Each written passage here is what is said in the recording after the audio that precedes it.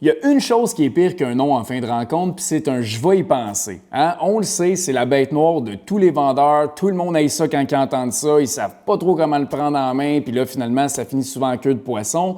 Bien, la réalité derrière ça, c'est qu'il y a un paquet de raisons pourquoi ça arrive, mais essentiellement, quand ton client est dans un état de « je vais y penser », c'est qu'il est dans un état d'incertitude. Donc, il n'y a pas encore la clarté pour prendre cette décision-là, puis là, il veut tout simplement y penser. C'est un peu le phénomène qui se produit. Puis la réalité, c'est que derrière, il y a un paquet de raisons qui peut créer de l'incertitude puis un manque de clarté, mais aujourd'hui, on va focusser sur un point en particulier parce que c'est une erreur que je vois énormément dans les rencontres que je réécoute souvent, et c'est au niveau de la présentation. Donc, la présentation de notre offre de service, notre produit, donc qu'est-ce qu'on vend, c'est à ce moment-là qu'il y a beaucoup de choses qui vont venir jouer là-dedans. Essentiellement, ce qui se passe la majorité du temps, c'est que les présentations sont tellement pas claires qu'ils vont souvent créer de l'incertitude, puis c'est ça qui va amener le client à tout simplement vouloir y penser. Puis il y a un paquet de raisons à ça, puis on va les voir ensemble aujourd'hui, mais c'est là-dessus qu'on va focusser. Fait qu'essentiellement, la présentation, bien, je l'ai dit, c'est vraiment le moment où est-ce que tu vas présenter ton offre de service, que tu vas présenter ton produit. Puis pour bien faire ça, il y a une manière de le faire.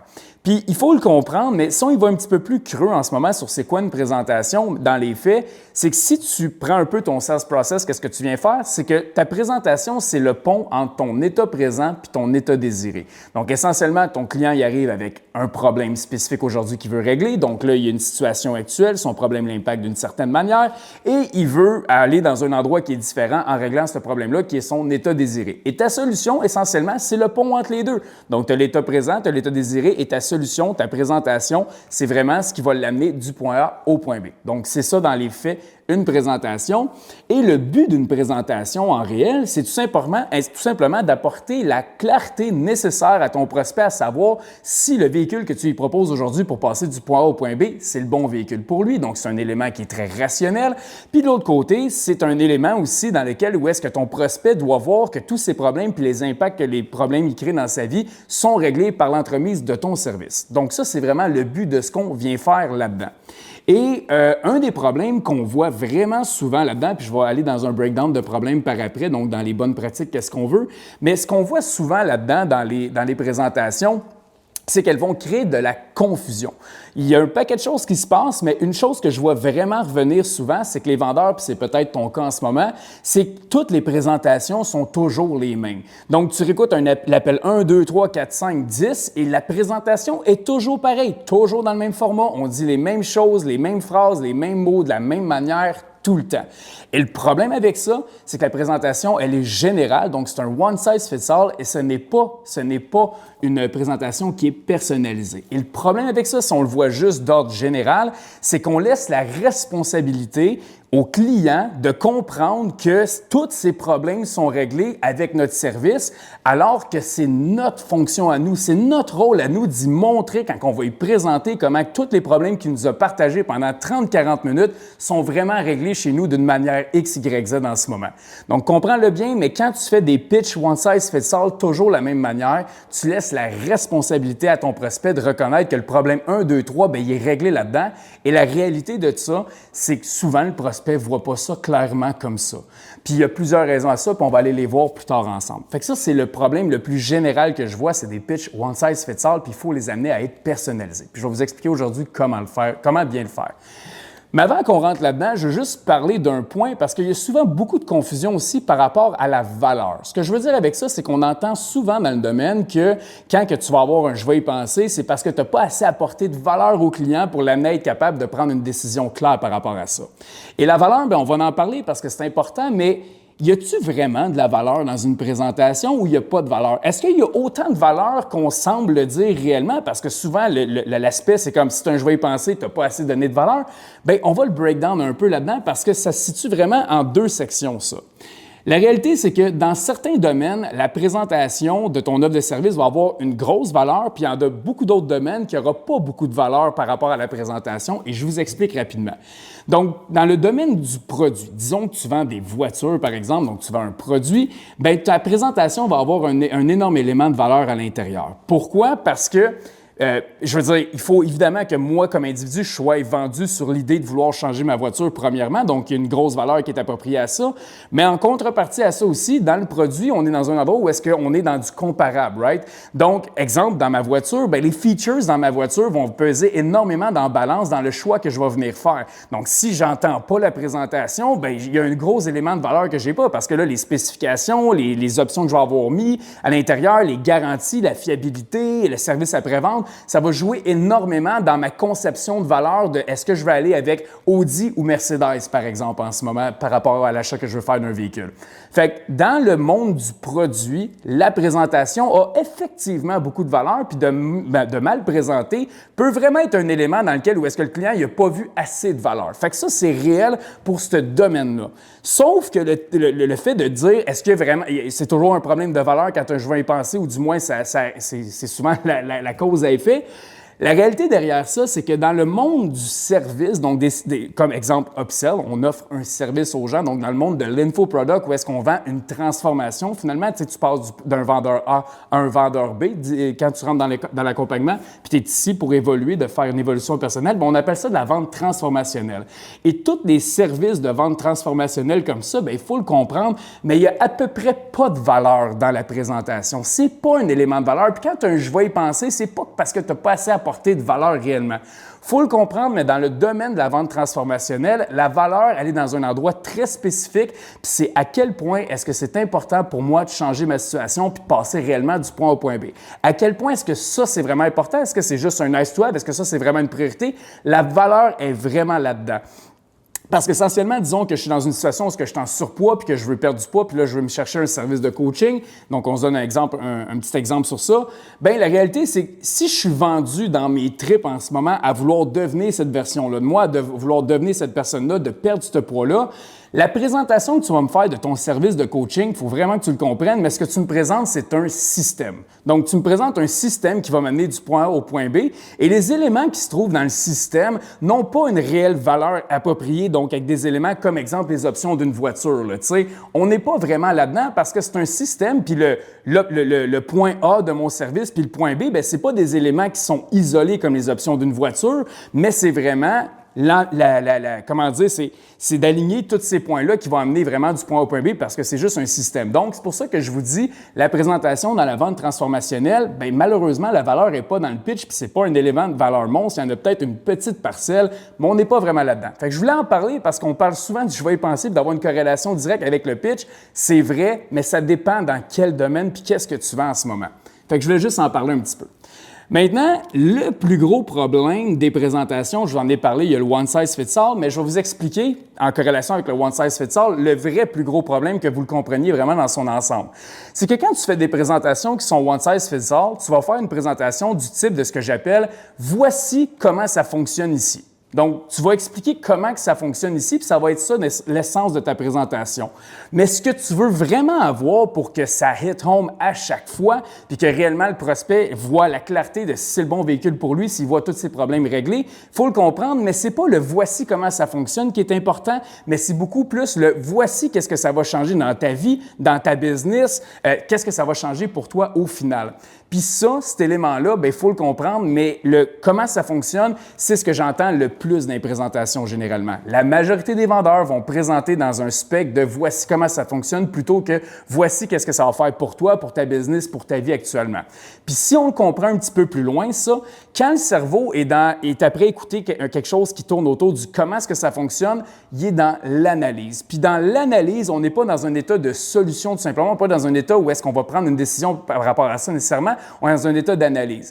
Et quand on tourne la présentation dans un état où est-ce que voici ce que ça va faire pour toi, ta vie, ta business, X, Y, Z, quand on est là-dedans, pour le cerveau, il est dans un endroit où est-ce que le cerveau est en mode décision. Et c'est toute la différence parce que ce qu'on veut après une présentation, c'est une décision. Fait que déjà, si vous le voyez un petit peu, si tu es beaucoup dans le comment ça fonctionne en ce moment, bien, don't get me wrong, mais c'est normal que tu aies des « je vais y penser à la fin » parce que le cerveau de ton prospect est en mode analyse et quand tu es dans un endroit où est-ce qu'il est dans un « qu'est-ce que ça veut dire pour toi » finalement, donc qu'est-ce que ça va faire pour toi, pour ta vie, pour ta business, bien, il est en mode décision. Et ça, c'est toute la distinction fondamentale. Fait que c'est pour ça que je dis que c'est le plus gros problème parce que c'est ce qui va générer des « je vais y penser » puis de l'incertitude à la fin. Donc, avant qu'on aille un petit peu plus loin, je vais juste vous parler aussi de quelque chose que je sens qui est assez important, parce que ça, c'est un problème que je vois vraiment souvent dans les présentations, mais c'est la longueur de la présentation. Donc, combien de temps est-ce que ça devrait durer une présentation? Hein? C'est pas mal un élément que beaucoup de gens se posent la question dessus. Puis je vais vous donner un rule of thumb. Évidemment, d'une industrie à une autre, d'une business à un autre, ça peut fluctuer, ce chiffre-là, mais un bon rule of thumb, c'est qu'une bonne présentation qui est bien montée, qui est concise, qui est faite pour le prospect, qui parle au prospect, ça devrait tourner à peu près à l'entour de 10 de la longueur de la rencontre normale. Donc, si, exemple, tu as des rencontres d'une heure, donc de 60 minutes, bien, ta présentation devrait représenter environ 6 minutes. Fait que tu peux être un petit peu en bas de ça, un petit peu en haut de ça, il n'y a pas trop de problème, mais tu sais que tu es dans un sweet spot. Pourquoi est-ce que je vous en parle? C'est que ça arrive souvent que je vais réécouter des appels de vente de des industries où je fais des audits ou que, bref, je suis prêt à analyser des nouveaux vendeurs avec qui on va travailler. Puis les présentations, là, ce que je vois en rule of thumb, là, entre 15 et 40 minutes, on est pas mal là-dedans. Puis ça, moi, ce que ça m'indique de mon œil à moi, c'est que ce qu'on est à prédire en ce moment, on ne comprend pas vraiment ce qu'on devrait dire pour que ça hit home puis que ça fasse vraiment du sens pour le prospect. Parce que là, je vais vous le dire comme ça, mais quand vous allez modifier votre approche avec ce que je vais vous dire ici en ce moment, vous allez vous rendre compte d'une chose, les gens ont besoin de savoir beaucoup moins de choses que vous pensez pour prendre une décision. En fait, quand tu as un bon processus de vente en amont, comme je vous dis, il n'y a pas énormément de valeur dans la présentation, dans la présentation, mais quand on arrive dans cet endroit-là, ils n'ont plus besoin de grand-chose pour dire oui ou non. Des fois, un ou deux éléments, puis that's all about it. Sauf que les vendeurs, considérant qu'ils pensent que c'est la valeur, puis là, il faut qu'ils en mettent plein les yeux, puis ça, j'entends beaucoup de gens dire ça, c'est comme, là, c'est ton moment, it's your time to shine, puis I beg to differ on it. Ça reste que le prospect, c'est it's all about him, c'est toujours à propos de lui, puis ça doit être à propos de lui, puis la présentation ne devrait jamais filer à propos de toi, mais toujours à propos de lui. Fait que de dire que c'est ton moment, ça devrait vraiment pas être ça l'approche, puis on va en parler un petit peu plus tard, mais il faut le comprendre. Le 10 est en corrélation avec ça. Quand tu sais ce que tu fais puis tu sais comment bien présenter pour que ça hit home, on devrait toujours être en bas d'un 10 parce que les gens ont besoin de savoir beaucoup moins de choses que vous le pensez d'ordre général pour prendre une décision. Donc après ça, c'est sûr que si tu es dans un domaine où est-ce que tu fais des démos, des trucs comme ça, bien c'est sûr que la présentation va aller un petit peu en haut du 10 là, fait que là, c'est sûr que dans un endroit comme ça se peut qu'on tombe plus au lieu d'un 6 minutes, on tombe plus dans un 15 minutes. T'sais. Puis dans d'autres entreprises que j'ai travaillé avec, bien, des fois, la présentation va durer une bonne vingtaine de minutes, c'est sûr, mais ce qu'on présente, c'est un gros système, une grosse affaire. Fait que là, à un moment donné, il faut prendre le temps de bien faire les choses quand même.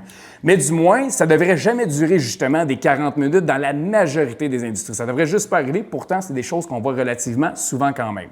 Donc, durée de la présentation, retenez ça, rule of thumb, un 10 à peu près. Vous êtes pas mal dedans. Si vous êtes en haut de ça, c'est à se questionner pourquoi est-ce qu'on en est là en ce moment. Puis, vous allez pouvoir vous questionner sur les bonnes choses parce que je vais vous dire qu'est-ce que ça doit prendre dans une présentation. Donc, pour une présentation, vraiment, je vais dire comme ça, mais 10 sur 10, là, une bonne présentation, que j'écoute ça, puis je suis comme « wow, ça hit home, puis c'est parfait ». Il y a un couple de critères qui sont importants, puis je vais vous parler de ce qui revient vraiment souvent. Premièrement, je vais vous parler tout de suite du langage utilisé dans une présentation. Ce que tu veux avoir dans une présentation, c'est un langage qui est simple et concis, donc facile à entendre, et non ton jargon complexe de ton domaine. C'est niaiseux ce que je vous dis là, guys, mais il y a de quoi de très simple, puis je comprends maintenant parce que j'ai jasé avec beaucoup de gens, mais les vendeurs ont souvent l'impression que quand ils vont rentrer des termes techniques, ça va montrer à quel point ils connaissent ça, puis ça leur met dans une position d'autorité puis d'expert, alors que la réalité, ça vient juste apporter de la confusion chez ton client. Parce que la réalité, guys, il faut laisser un peu son ego de côté. Je n'ai pas besoin d'être perçu comme un expert ou une autorité. De toute manière, la crédibilité vient des questions que je pose et non de ce que je vais dire. Là. Donc, si tu comprends juste ce concept-là à la base, bien, comme quand tu es dans une présentation, tu n'es pas prêt à poser des questions, tu es prêt à présenter quelque chose. Donc, ce que tu veux, considérant que ta crédibilité ne vient pas de ce que tu vas dire, c'est de rendre ta présentation la plus digérable, la plus digeste possible. Ce que ça veut dire, là, puis je vais vous donner encore une fois le rule of thumb là-dessus, là, c'est comme si tu présentais à des enfants de 5 ans. Tout simplement. Tu utilises les termes les plus simplistes, tu utilises les phrases les plus simplistes pour que ça soit le plus clair possible puis ça laisse place à l'interprétation le moins possible. Puis, je vous le dis, on entend ça là, dans tous les domaines. Je te donne un exemple dans le marketing. Souvent, ils vont présenter, on va faire des ads, du contenu organique, du ci, du ça. Hey, beaucoup de gens ne savent pas c'est quoi la différence entre un ads et de l'organique. Ils ne font pas la distinction clairement. Ou comme back then, dans un domaine où est-ce que j'étais, les vendeurs se mettaient à parler de volts, de wattage, d'ampérage, alors que les clients, ils n'ont aucune idée c'est quoi juste ces termes-là. Mais pour nous qui travaillons avec ça tous les jours, c'est simple, mais pour eux, c'est super complexe. Puis je vais même donner un autre exemple vraiment simple. J'ai vendu du fitness pendant un bout, puis de juste dire, parce que moi, c'était quelque chose que je testais dans le fond, le knowledge du client, ou est-ce qu'il est, donc sa conscience, je disais, si je te dis, mettons, protéines, glucides, lipides, je parle-tu en chinois en ce moment? Puis vous seriez vraiment surpris du nombre de gens qui sont comme, ouais, bien, je mélange un peu ça. Ça m'indique le niveau de langage puis de sophistication que je vais devoir avoir dans ma présentation facilement. Fait que j'avais toujours des petits trucs comme ça pour présenter, pour voir où est-ce qu'il est rendu là-dedans. Parce que si je me mets à parler chinois, bien, c'est quoi que je veux de ma présentation? Je veux qu'il ait de la clarté. Si j'utilise un paquet de termes techniques que, oh mon Dieu, mon ego est flatté puis j'ai de l'air d'un pas pire quand que je dis ça, bien, le problème, c'est que lui, il comprend pas plus. Fait que notre ego, on la laisse de côté. On utilise du langage qui est très simpliste. On s'adapte à la personne qui est en face de nous. Si c'est une personne qui est hyper sophistiquée dans ce que vous vendez, c'est correct d'utiliser un jargon qui est plus complexe, même que ça va être super complémentaire, ça va faire vraiment du sens de faire ça avec lui. Mais de l'autre côté, pour la vaste majorité des gens avec qui vous parlez, gardez ça le plus simple possible, puis gardez toujours en tête comme si vous exprimez ce que vous voulez dire à un enfant de 5 ans. Si vous gardez ce rule of thumb-là, les présentations vont être déjà beaucoup plus claires que le contraire. Fait qu'un langage simple, un langage concis, puis c'est pas ça la norme, c'est pas ça qu'on entend souvent dans les présentations. Parce que les vendeurs ont l'impression de se dire « it's time to shine ». Donc, on n'est pas là-dedans. Ensuite de ça, une chose que tu vas devoir peut-être aussi venir optimiser, c'est le ratio tu-on. Donc, parler au tu ou parler au on. C'est niaiseux ce que je vous dis là, mais ce qu'on voit le plus souvent dans les présentations, c'est un langage qui est au on. On va faire ça ensemble, on va faire ci, on va faire ça. Puis les vendeurs pensent que ça implique le travail d'équipe puis un peu l'engagement. La réalité, c'est que dans une présentation, on veut effectivement enclencher un certain mouvement avec la présentation, mais le langage à utiliser pour engager un mouvement dans la présentation, c'est le tu.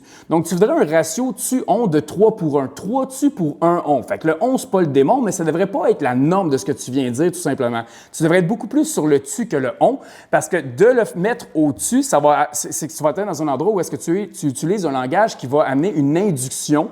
Donc, une induction, tout simplement, c'est-à-dire qu'on induit que tu es déjà dans le service, puis tu vas le prospect va juste dans un endroit où est-ce qu'il va, dans sa tête, se picture beaucoup plus facilement quand on y parle au-tu qu'au on dans cet écosystème-là. Au on, c'est plus rationnel, le tu, c'est beaucoup plus émotionnel. Puis on sait que les gens achètent avec émotion, puis justifient avec la logique.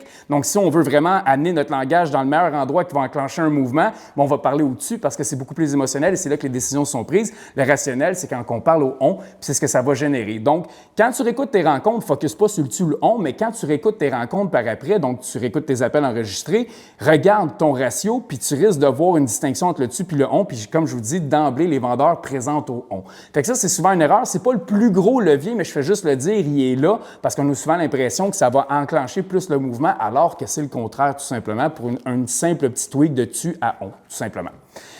Sinon, après ça, une chose que ça doit prendre dans une présentation pour que ça soit un 10 sur 10 et que j'entends à peu près jamais, et c'est là où est-ce qu'on va rentrer, on va passer de comment ça fonctionne à qu'est-ce que ça veut dire pour toi finalement, donc qu'est-ce que ça va changer dans ta vie, dans ta business pour toi. Pour faire ça, c'est simple, mais vous allez devoir rajouter, puis ça, je vais vous montrer comment le faire après, mais vous allez devoir rajouter, puis c'est la plus grande partie d'une présentation quand vous parlez, là, le qu'est-ce que ça veut dire pour toi. Donc, quand tu vas y expliquer un élément de comment ça fonctionne, tu vas devoir après ça faire tout simplement et qu'est-ce que ça veut dire pour toi?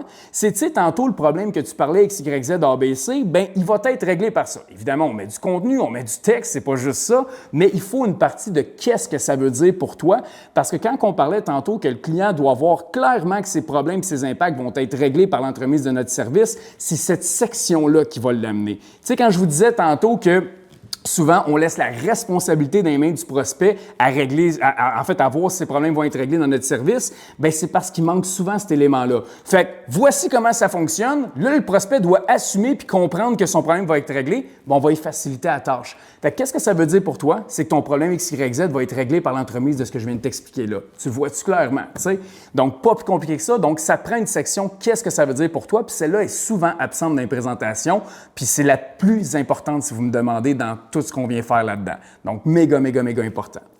Un autre point pour une représentation réussie, c'est prendre la température. Puis là, je ne te parle pas de Celsius ou de Fahrenheit en ce moment, je te parle de prendre le pouls de ton client. Puis là, je peux après prendre son pouls réellement, de son battement cardiaque. Je te parle réellement d'y poser des questions dans la présentation. Donc, pourquoi est-ce que je te dis ça? C'est qu'une présentation, généralement, ce qu'on va voir, c'est littéralement un pitch de A à Z sans que le client ait nécessairement parlé, puis il va parler après la présentation. Puis il faut le comprendre, mais le plus gros problème des présentations, j'en ai parlé un petit peu tantôt, mais c'est comme Les vendeurs ont l'impression que c'est leur time to shine, puis que là, it's about them. Mais non, it's never about you en vente. C'est jamais à propos de toi, c'est toujours à propos d'eux. Et si tu tombes dans un monologue dans ta présentation, c'est l'endroit où est-ce que tu perds beaucoup de points. La présentation devrait être encore un dialogue quand c'est bien fait puis c'est bien maîtrisé. Donc, tu dois prendre la température. Pourquoi prendre la température? C'est qu'il faut le comprendre, mais c'est la technique du push and pull. C'est quelque chose que j'enseigne dans Upsell, en technique de communication. Mais c'est tout simplement, dans n'importe quel moment dans ta présentation, dans ton appel de vente, du moment que tu apportes une nouvelle information, donc que tu pushes une nouvelle information dans la tête du prospect qu'il n'y avait pas initialement, donc une présentation, on s'entend, il n'avait jamais entendu ça avant nous autres, donc on a poussé une nouvelle information, bien là, il faut tirer en contrepartie son positionnement pour voir est-ce que ça l'a fait bouger l'aiguille, est-ce que c'est neutre, est-ce que ça l'a fait bouger positivement ou négativement, il faut aller le tester. Donc, on pousse la nouvelle information, on retire le positionnement du prospect par après. Donc, on va lui poser des questions sur comment est-ce qu'il voit ça, y a-t-il des questions?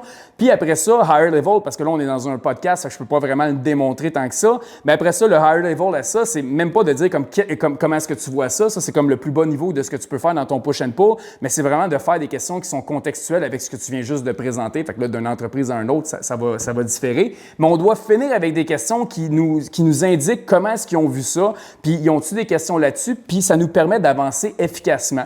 Donc ça, là, de la prise de pouls, ça devrait arriver, là, si on veut un rule of thumb encore, là, à peu près aux 30 secondes quand tu parles. 30-45 secondes, il devrait y avoir un moment où est-ce qu'on arrête la rencontre, on pose une question, on regarde où est-ce qu'il est rendu, comment est-ce que l'information s'accumule en ce moment, comment son interprétation va. On devrait en avoir plusieurs. Fait qu'aux 30 secondes. Fait qu'on s'entend-tu que si tu présentes pendant 15 minutes puis tu ne poses pas une question, on est quand même loin du 30 à 45 secondes que je vise tout le temps.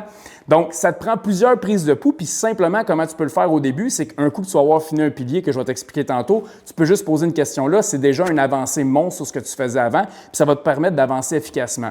Puis la chose derrière ça, c'est les gens ont besoin de se sentir compris et écoutés, guys. Donc, c'est le besoin relationnel fondamental, c'est ce qui va amener les gens à se sentir dans un endroit où est-ce qu'ils veulent faire affaire avec nous ou pas faire affaire avec nous.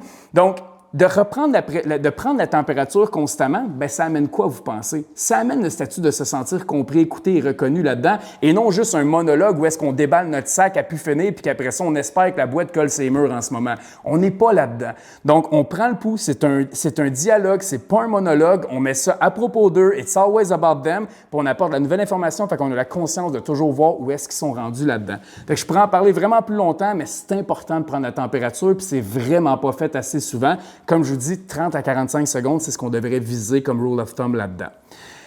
Ensuite de ça, un autre point qui est méga important, puis là, ça va peut-être challenger vos perspectives sur comment est-ce que vous présentez à l'heure actuelle, mais c'est en dire moins versus en dire trop. Donc, les présentations, c'est très rare que les gens disent pas assez dans les présentations. La réalité, c'est que la majorité des gens, puis là, je vais mettre une stat là-dessus qui n'est pas vérifiée de nulle part, mais juste de mon expérience personnelle, 90% du temps, on en dit juste trop, tout simplement. Comme je vous disais au début, les gens ont besoin d'en savoir pas mal moins que ce que vous pensez pour prendre une décision. Donc, ce que vous voulez dans une présentation, c'est d'en dire le moins possible, mais le plus clair possible. On se comprend? Fait que c'est sûr que si ta présentation dure 2 minutes, ça se peut que je te dise, écoute, il manquait un peu de bout à gauche et à droite, tu sais. Fait qu'il faut comprendre la distinction entre les deux parce que je vais vous le dire comme ça. Quand vous en dites trop, puis ça, c'est ce qui se passe le plus souvent dans les présentations, quand vous en dites trop, guys, ce qui se passe, c'est que ça crée de la confusion. L'humain, là, il retient à peu près 10 à 15 de tout ce qui est dit tout simplement dans n'importe quelle interaction. 10 à 15 Si tu en dis trop, là, si tu dis plein de choses, plein de fonctionnalités, plein de détails comme ce qui est souvent fait, bien, ça se peut-tu que le 10 de retenue d'information soit juste pas ces bons éléments décisifs pour lui? Les chances sont vraiment élevées. Puis ça se peut-tu que lui avait besoin d'entendre X puis Y, mais là, tu lui as donné A, B, C, D, E, F, G en ce moment, puis là, il est juste comme wow, il y a ben trop de stock en ce moment. Ça arrive vraiment souvent, puis c'est ce qui crée de l'incertitude, de la confusion, puis un je vais y penser. En ce moment, il est souvent dans un endroit, ton client, où est-ce qu'il est comme « Hey man, ça sonne vraiment nice, mais il faut juste que je prenne le temps de déballer tout ça. Il y a tellement eu d'informations, mais c'est hot, là. Mais là, on dirait que je suis pas capable de me décider. » C'est sûr, parce qu'une décision optimale, ça demande de l'espace mental. Puis ce que tu viens faire, c'est d'y bourrer le crâne avec plein d'informations superficielles qu'il ne savait même pas qu'il avait besoin d'entendre en ce moment, mais là, il y a tout ça, puis là, il ne sait même plus quoi faire avec, il ne sait même plus comment jongler avec ses balles, right? Donc, il faut le comprendre, mais n'en dire moins va toujours être beaucoup plus efficace qu'en dire plus dans une présentation, au contraire des croyances que tu as en ce moment. Parce que je sais que beaucoup de vendeurs vont se dire qu'eux autres ils ont des bonnes présentations puis sont bons là-dedans, mais le problème, c'est qu'on crée souvent de la confusion. Donc, je vais vous apporter ma perspective là-dessus, mais en dire trop, ça amène souvent les gens à être très overwhelmed, brimer l'espace mental pour prendre la décision, puis ils vont vouloir y penser, puis c'est tout à fait normal quand ça arrive comme ça. Donc, en dire moins, qu'est-ce que ça vient faire? Bien, quand tu en dis moins, c'est que le client va te poser des questions, OK? Donc, quand tu gardes ça au strict minimum, donc tu gardes ça au minimum de ce que tu peux y dire en ce moment pour que ça fasse du sens puis qu'il comprenne bien du point A au point B qu'est-ce qui va se passer, quand tu y vas au strict minimum, bien, il va se passer un phénomène. Puis c'est le phénomène que tu veux. Le client va te poser des questions. Il va te poser des questions sur un paquet de points. Je te donne un exemple, mais tu sais, moi, je donne des coachings dans Upsell. J'en donne 6 par semaine, OK? Bien, je vais juste dire que je donne 6 coachings par semaine. Je ne vais pas commencer dans les détails qu'on a des coachings de roleplay, puis de recorded call, puis de formation, puis des whatever you need, puis toutes les heures. Mais ça, souvent, les vendeurs vont le faire comme ça, parce qu'ils vont penser que c'est la bonne chose à faire. Ce qui est important, là, c'est que quand un client va te poser une question, ce qu'il faut que tu comprennes, c'est qu'il est littéralement après te demander quelque chose qui est important pour prendre cette décision. Puis ça, c'est fondamental. Parce que ce que je veux répondre en ce moment, c'est à quoi tu as besoin, qu'est-ce que tu as besoin de savoir en ce moment pour prendre ta décision. Fait que le moins que je t'en dis, le mieux ça va aller parce que les questions que tu vas avoir, c'est des points décisionnels pour toi qui sont importants. Fait que si je te dis que dans Upsell, il y a 6 coachings par semaine, bien, ça se peut que j'ai un follow-up question de la part de mon prospect. Puis c'est correct, c'est un dialogue, c'est pas un monologue. Puis c'est ça le phénomène que je veux créer. Fait que juste d'en dire moins, je vais créer le dialogue, right? Fait qu'il va dire peut-être à ce moment-là, c'est comme, OK, puis les coachings sont à quelle heure dans la semaine? C'est correct. Ça, c'est un point qui était décisionnel pour lui. C'est important de savoir les heures. J'ai pas besoin de donner les heures en amont. J'ai besoin qu'il me demande les heures si pour lui c'est important. Donc, c'est le phénomène que vous voulez créer. Donc, retenez ça. Mais quand vous en dites moins, les gens posent des questions et dans une présentation, sont à l'endroit où est-ce qu'ils sont après décider si le véhicule il est bon pour eux ou non. Donc, les questions qu'ils posent, c'est des points décisionnels fatidiques pour eux autres pour prendre cette décision-là. Si vous en dites trop, vous ne le savez pas. Puis c'est pour ça que les prospects sont toujours dans le même spectre quand vous en dites trop. Puis regardez vos appels, vous allez le comprendre. Ils sont laid back comme ça. Ils écoutent. Si vous regardez le non-verbal, souvent, vous voyez qu'ils partent à gauche puis à droite. Puis c'est pour ça aussi que vos prospects, après les présentations, ils disent souvent la même chose. « Ah non, j'ai aucune question, c'était vraiment clair. » Il y a tellement eu de stock, c'est comme, bien, c'est sûr, c'est clair, là, mais il faut juste que moi, je déballe ça. Mais dans mes présentations, moi, les prospects me disent la même chose. « Ah non, c'est vraiment clair. » Mais la réalité derrière, c'est qu'ils m'ont posé peut-être 5-6 questions à travers cette présentation-là, puis je sais que c'est pour ça que c'est clair en ce moment. Parce que j'ai apporté exactement ce qu'il avait besoin d'entendre en ce moment pour prendre cette décision-là, du moins d'avoir cette clarté-là. Puis lui, il me renchérit avec ce qui manquait comme élément pour prendre finalement cette décision-là. Puis c'est pour ça qu'on arrive dans un endroit où est-ce qu'il n'y a pas d'incertitude, puis j'ai pas d'objection tardive. Parce que je suis capable d'apporter la clarté nécessaire dans la manière comment je fonctionne. Donc, en dire moins versus en dire trop, retenez ça, c'est méga, méga, méga important.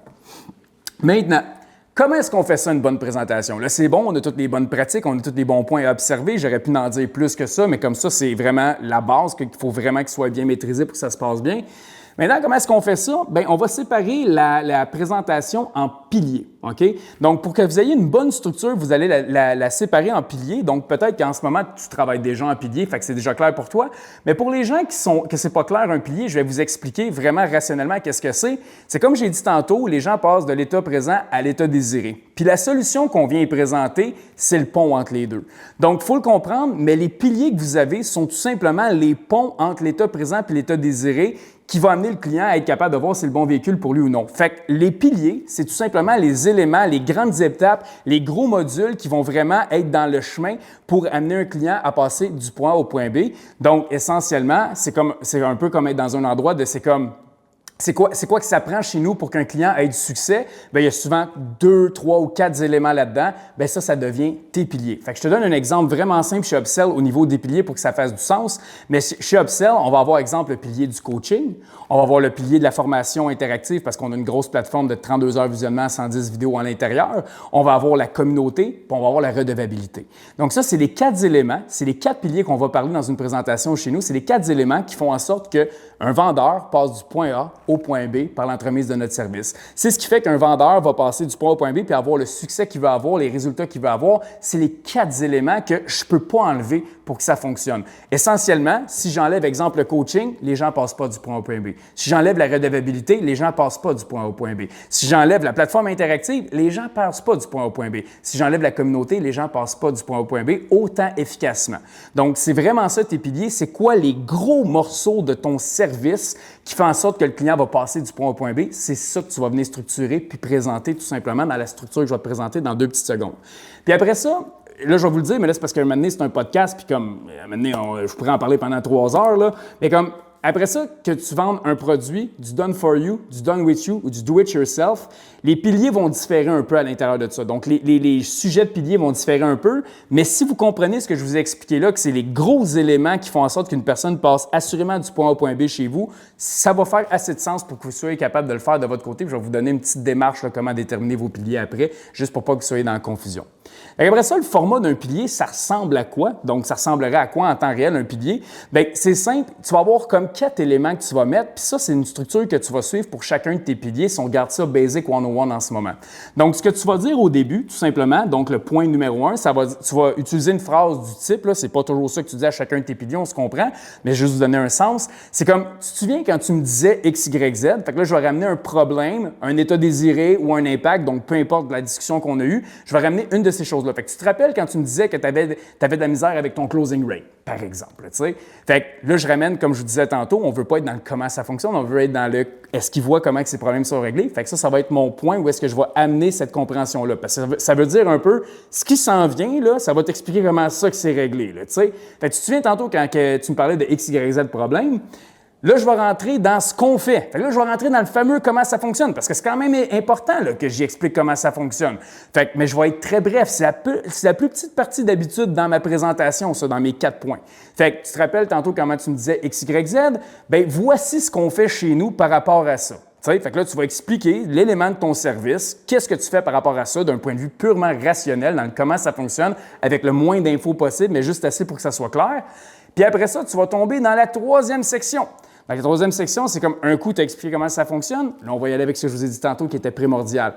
Qu'est-ce que ça veut dire pour toi? Fait que là, on se ramène. Fait que tu te rappelles tantôt comment tu me parlais de ton closing rate qui était problématique, qui fluctuait d'un mois à un autre, puis tu ne comprenais pas trop pourquoi. Bien, chez nous, comment est-ce qu'on aide cette problématique-là? C'est qu'on fait blablabla, blablabla, blablabla. Fait que là, je vais y expliquer ça comme ça.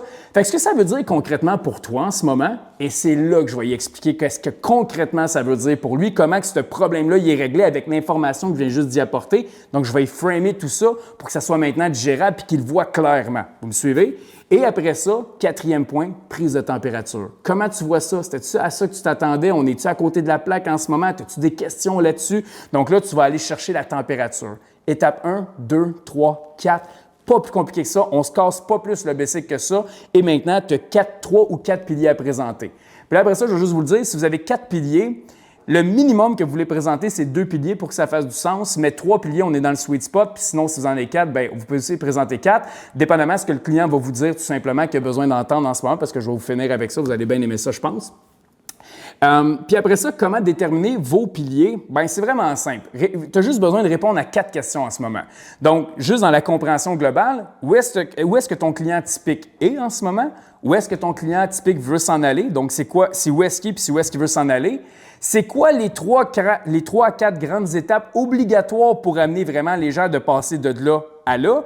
Et la question à te poser après ça, c'est si j'enlève les étapes que j'ai mis là, parce que ça se peut que dans le travail au début, tu as 7 étapes, si j'enlève cette étape-là en ce moment, est-ce que ça fonctionne encore? Est-ce que mon client va encore avoir du succès? Parce que je vous donne un exemple, mais tu sais, chez Upsell, on donne des événements en présentiel à chaque mois, 2 mois pour la communauté. C'est carrément gratuit. On fait ça dans nos bureaux à Laval. Mais ce n'est pas un élément dans mon écosystème que je dois absolument, impérativement parler dans mes présentations. Évidemment, si quelqu'un me dit qu'il est là pour la communauté, puis c'est ça qui est le plus important pour lui, puis de connecter, puis faire du networking, c'est sûr, je vais le plugger, je ne suis pas un épée à temps plein.